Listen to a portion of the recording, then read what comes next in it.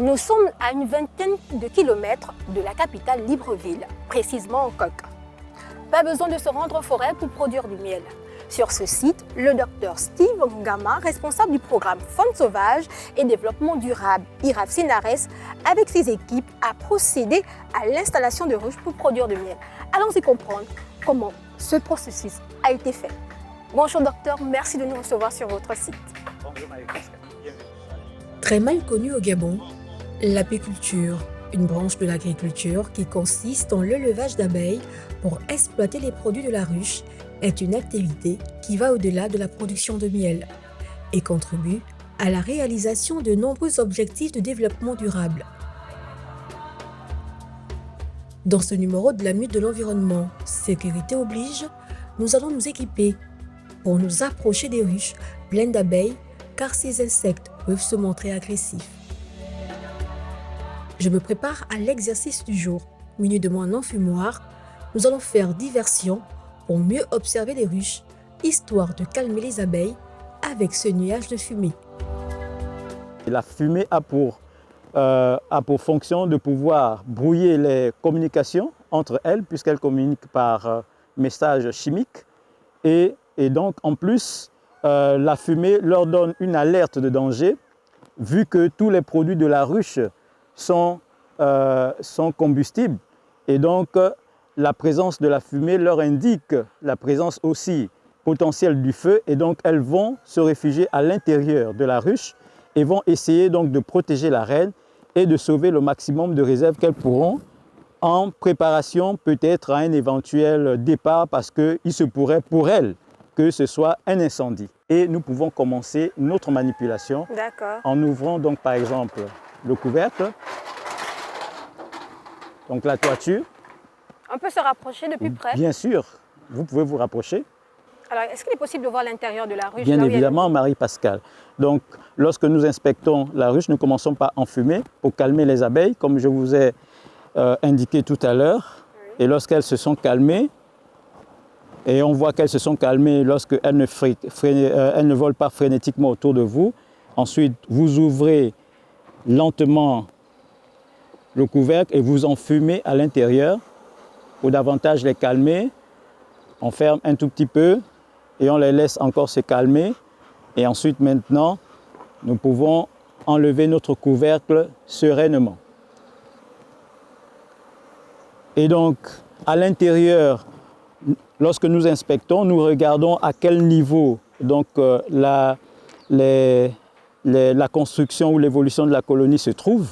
Il n'y a pas de prédateurs comme des fourmis, il n'y a pas de parasites comme le petit coléoptère qu'on appelle Euthina tumida, il n'y a pas de fausses teignes et donc notre colonie est en bonne santé. D'accord. Oui, là, le chant des abeilles se fait entendre.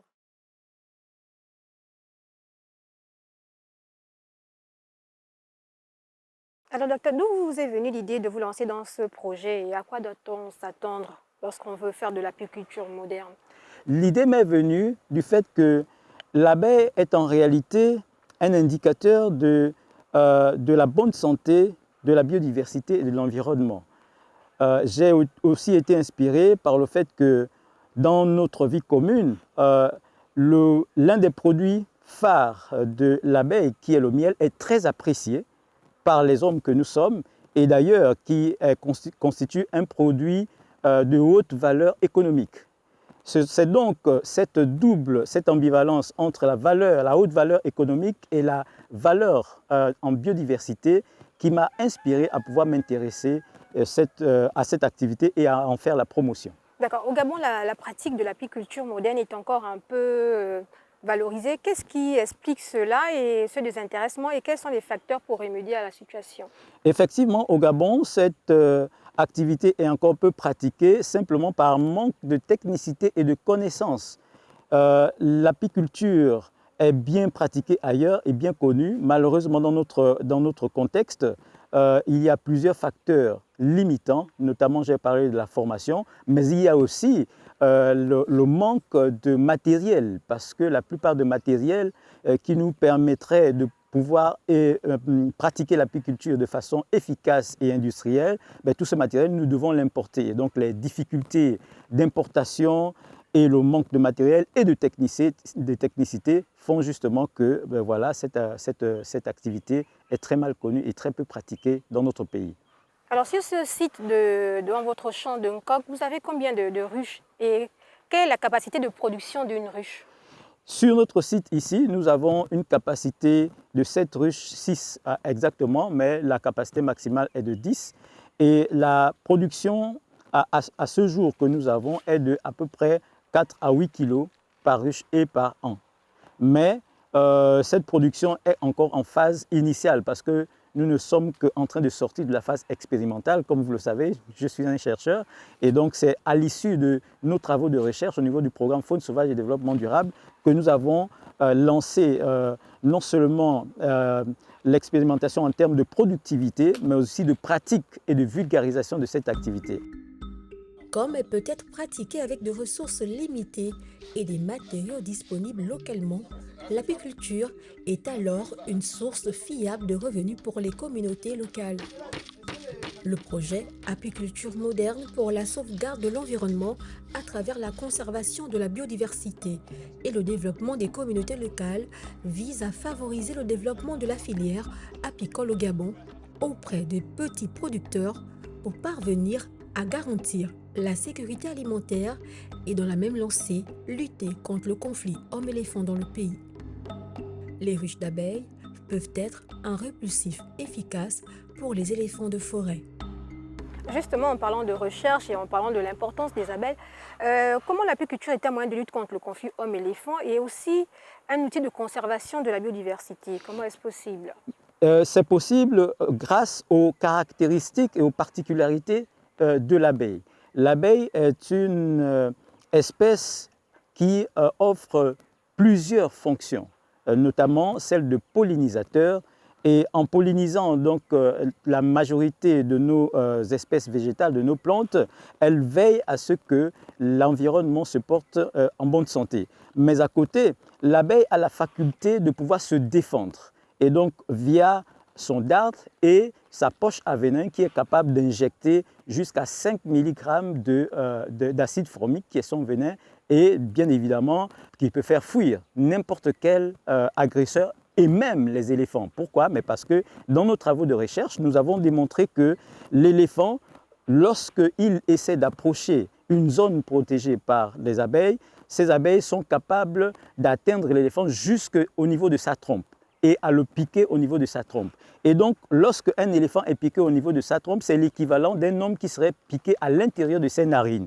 Et c'est très douloureux. Ce n'est pas létal, mais très douloureux. Et ça laisse une empreinte, ça laisse un souvenir qui n'est jamais oublié. Et donc, tout éléphant qui a eu à se confronter à une abeille et qui a été piqué n'oubliera jamais et ne fera jamais l'expérience de recommencer. Et donc, c'est en cela que nous avons pu expérimenter dans nos travaux que les abeilles pouvaient efficacement aider à protéger les zones cultivées contre les intrusions des éléphants.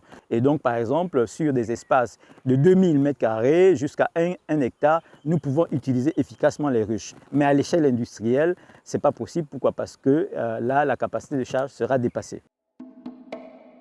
Le miel, un produit aux multiples usages et fonctions, est utilisé dans plusieurs domaines, à l'exemple de la santé, l'alimentaire et le cosmétique, est encore au Gabon produit de façon artisanale. La filière peine à atteindre une vitesse de croisière. Moderniser le secteur de l'apiculture relève alors d'une volonté politique. Alors, docteur, vous disiez tantôt que les abeilles sont dangereuses lorsque vous êtes piqué sans équipement.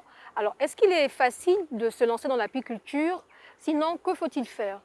Oui, Marie-Pascale, il est facile de se lancer dans l'apiculture malgré la dangerosité que peut représenter l'abeille. Pourquoi? Il suffit de subir ou de suivre une formation comme celle que nous avons, comme celle que nous offrons ici dans notre site. Lorsque vous êtes formé, vous maîtrisez les méthodes de protection contre les piqûres et donc vous pouvez pratiquer l'apiculture de façon saine.